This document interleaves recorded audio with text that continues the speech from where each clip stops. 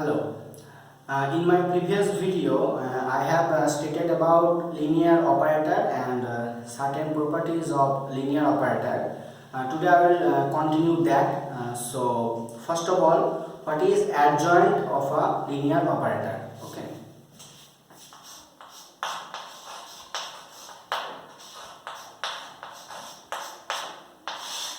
Adjoint. Suppose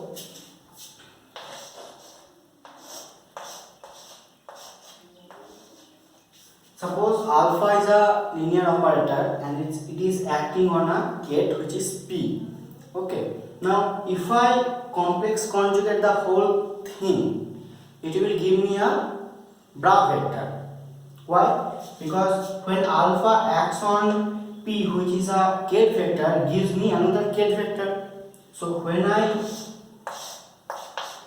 complex conjugate it gives me a bra vector. Okay. So the question is, what is the bra vector? So the formula is that P's corresponding bra vector is this. Okay. Now this is the operator. Now when I complex conjugate the operator, it will change. Let's suppose it is like this. Okay. So this is the linear operator which is acting on the bra. Okay, and this linear operator denoted by alpha dashed is complex conjugate of alpha. Now this is called adjoint of linear operator. Okay, so alpha dashed is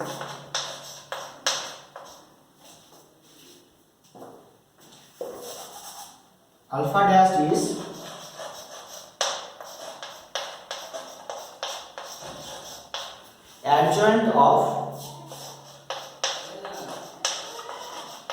linear operator.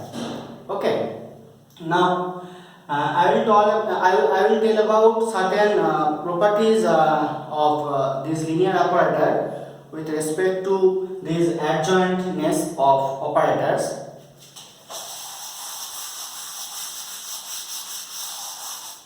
First one is that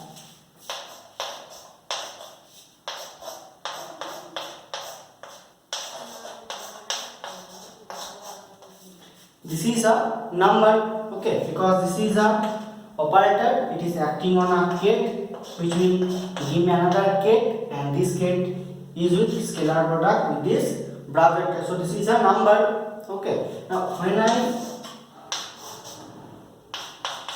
complex conjugate the whole thing, what will be the formula? The formula is that it will reverse. Okay. So here B is the gate.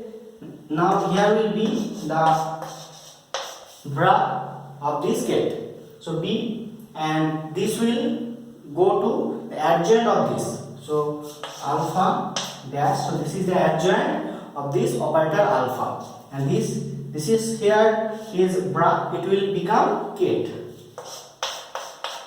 Okay, so this is the formula. Now we can prove it. I'm not going into that proof. It is really easy to prove. Okay, so I'm just stating the formula. This is the formula. When I complex conjugate the whole thing, it will become like this. Okay.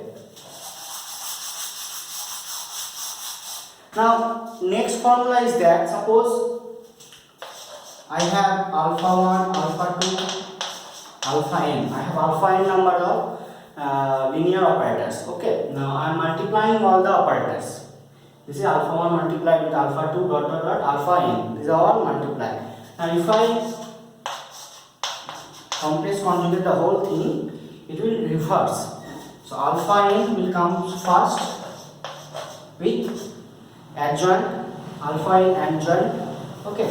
Now alpha n minus 1 comes, then alpha 3, alpha 2, alpha 1. So here the order is alpha 1, alpha 2 dot dot dot alpha n, and here is alpha n minus 1 dot dot dot alpha 3, alpha 2, alpha 1, and all of them will become adjoint. Okay, so this is another formula. Now next is that I have told that this is a linear operator. Okay, now when I complex conjugate this linear operator, this is kate, b is kate here, this kate will become bra and this will become kate. Okay, this is also a formula. I can prove this formula too. It is not really hard, so I am not going into that. So this is the formula. If I complex conjugate this thing, this will become this. Okay. Now I am going to eigen states and eigen values. Okay. Now what is eigen states and eigen values? Suppose I have a linear operator alpha. Okay, and this is acting on a kate, which is, let's denote this as this and put this as cap. This is linear operator. Okay, this is linear operator and this is kate vector. This is kate. Now if this becomes like this, where this is a number,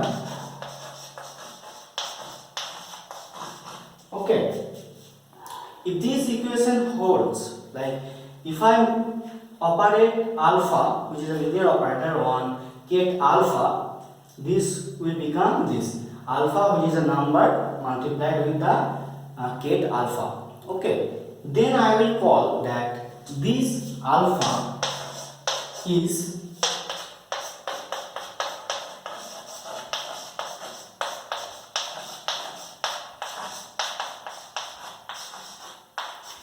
this alpha is eigen kate for alpha. Okay, and this number alpha, this is a number. Okay, and this is operator. This number is called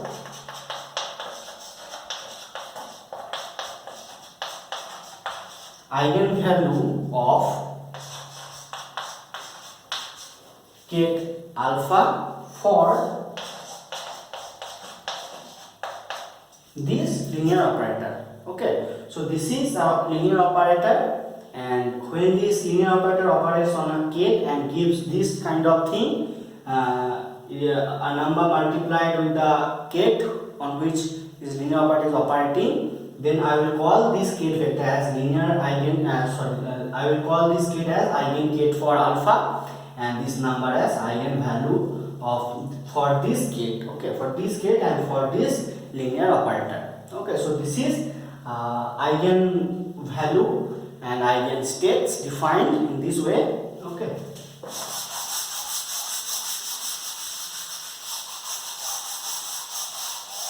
Now alpha represents a dynamical variable. Okay. Now what alpha dash represent?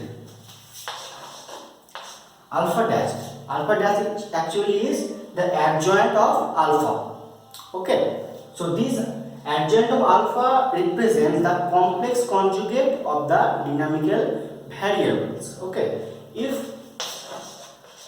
suppose alpha, which is a linear operator, represents certain dynamical variable, okay, then this alpha dash, which is the adjoint of this alpha, represents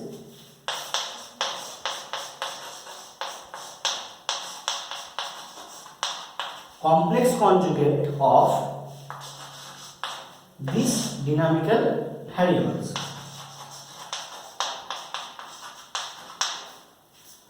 Okay, now dynamical variable is what? Dynamical variables are the observables like momentum, like coordinates, like angular momentums. Okay, now these physical quantities which are observables cannot be imaginary, right? These are all real things. We experience this. We do not observe imaginary things, right?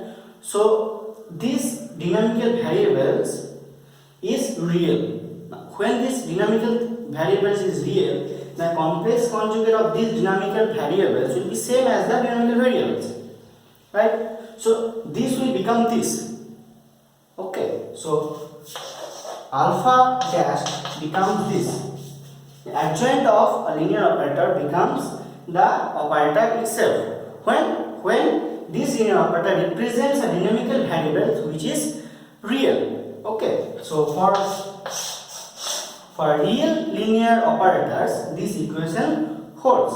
Okay, now what is the implication of this real linear operator? Okay, let's talk about that.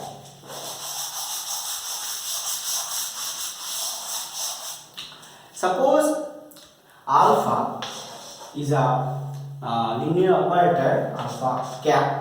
Okay, and this is operating on, let's denote this as A. Okay, and we don't need to put this.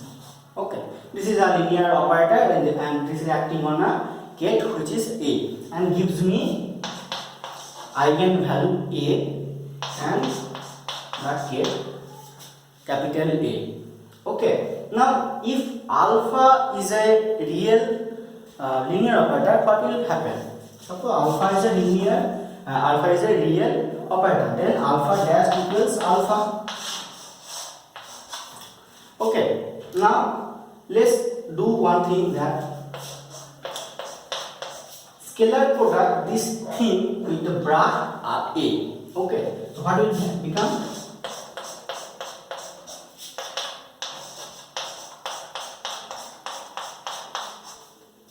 Okay, I have scalar product this thing with a bracket A, and this is a number, so it will come out of that scalar product.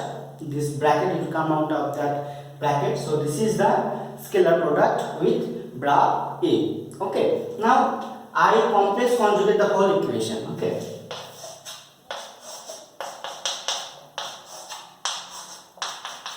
let's complex conjugate that. Now a few minutes ago I have told about a property, a formula, which is that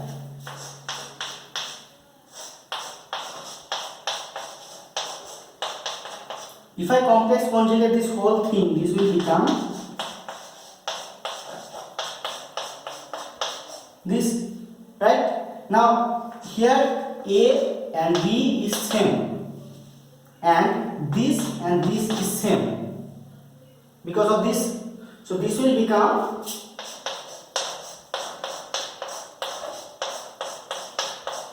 this, right? And what is this? This is a norm over length, and we have assumed that this is greater than 0 and is real. Okay, then and this is a number, and the complex conjugate of this number will become A star. Okay, and this, now see, the complex conjugate of this is equal to itself. Now when does it happen? If I have a complex number and I complex conjugate that number, and if it gives me the number itself, then I say the complex number is real, right? Complex conjugate of a real is itself. So this thing is real, and obviously this thing is also real, then this will also be real, and this will become A. Okay, so A star equals A. So the complex conjugate of A is A itself. So why all this thing happening? Because of this. So when our linear operator is real, the eigen value corresponding this linear operator will also be real. Okay, so this has a deep physical meaning. I will talk about that later. So this is what our linear operator is real, and then it gives me a real eigen value. Okay.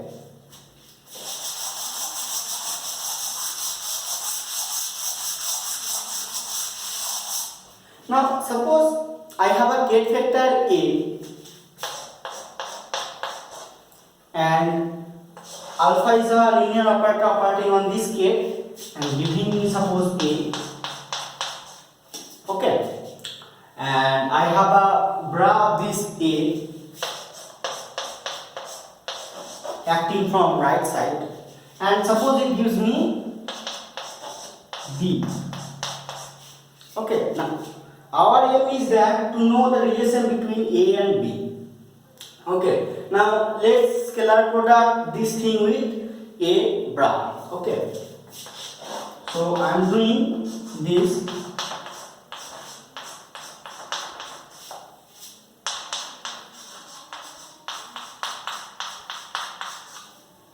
Okay, and similar thing.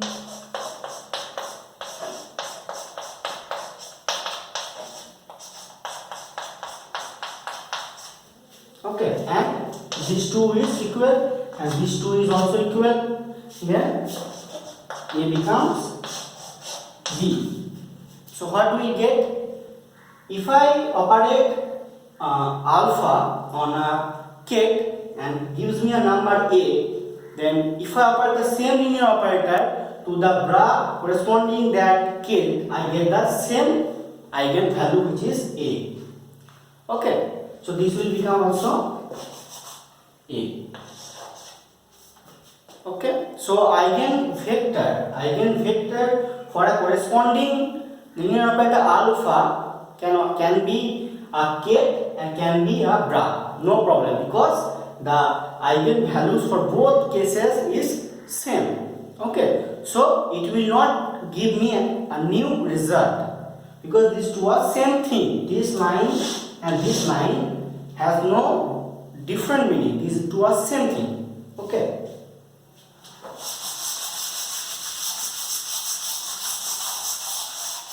Now, what is the physical significance of our eigenvectors, eigenvalues? Okay, so suppose I have alpha, which is a linear operator, and it is acting on a ket and giving me A.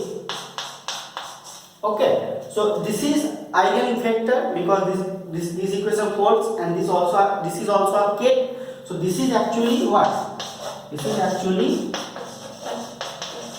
a state, and this is a linear operator or dynamical variables. Okay, then we assume that A is a result. A is a result when we make the observation of these dynamical variables on the state of the system which is A. Okay, so when we make a measurement of what measurement? Of these dynamical variables. Suppose this is momentum. Okay, suppose this is momentum. Now when we are measuring momentum, so we are measuring this dynamical variable on this state, then this equation tells me that I get the result A. Okay, so when this equation holds and this is momentum and this is the state of the system, the value of the momentum is A, the eigenvalue. So eigenvalue is the result of a measurement for a dynamical variables on a state of a system. Okay, and the eigenvalues and eigenvectors or the state and the linear operator which represents the dynamical variables holds these equations, satisfy this equation. Okay, so this is the physical significance of these eigenvalues, eigenvectors. Okay, so let me tell you two physical significance of these equations, eigenvectors and eigenvalues. Suppose I have a state. Okay, this is a state, and this state is a superposition of many states with same eigenvalues. What does it mean? It means that if I multiply alpha, if I if I add alpha, which is a linear operator acting on this, okay, this will give me to a eigenvalue A. Okay, if A is a superposition of many states, suppose like this,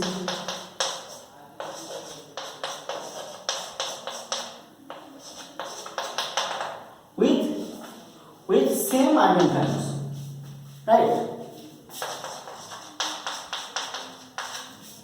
With same eigenvalues, that when I operate this this operator on this state, which is linear superposition of many states with the same eigenvalues, I get the same eigenvalue.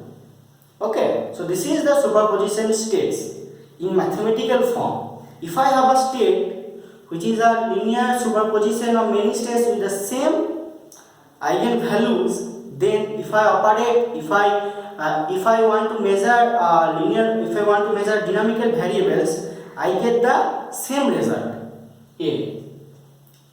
Okay, so this is the mathematical formulation. I mean that if I measure, suppose alpha, let's call this P, momentum. Okay, so if I am measuring momentum on this state alpha 1, then it gives me a result A. Okay, and I am also measuring momentum for this state, it also gives me A, and whole A1, A2, A2 to AN, all of these states gives me a momentum which is A. Then if I have a state which is linear superposition of these all states with the same eigenvalues, then if I measure momentum on these states too, these will give me the same result. Okay, so this is the mathematical formulation of superposition of states. Okay, suppose there is one more beautiful result, is that suppose I have an orthogonal state. Okay, what does orthogonal state is? Suppose A and B is a orthogonal state. Okay, and I want to measure momentum.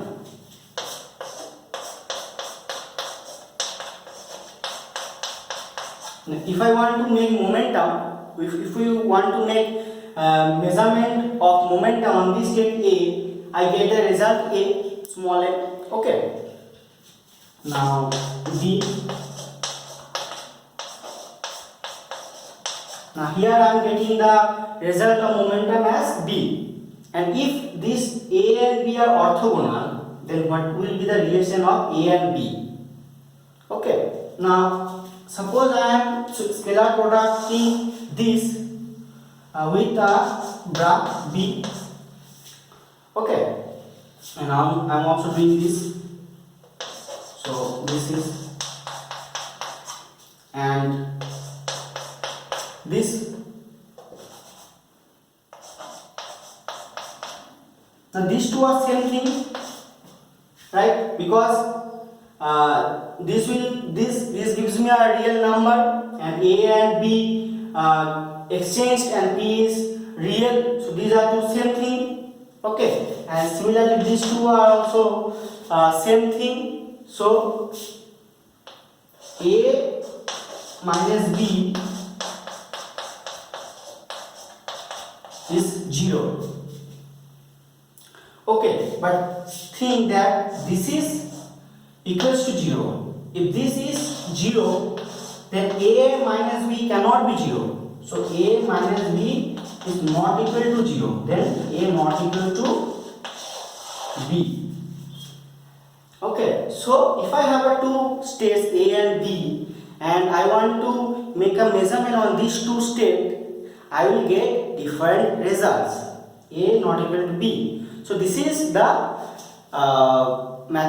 physical significance of all these equations. So suppose we are not doing any kind of measuring here. Now I am not measuring these two states.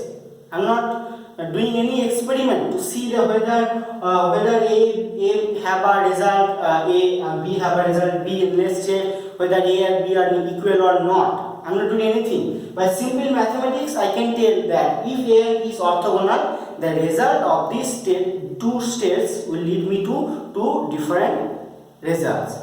Okay, so these all mathematical formulation has physical significance. Okay, these are just two important and interesting physical significance, and I will talk about more physical significance, more physical implication of this mathematical formulation later. So that's it for today. Thank you.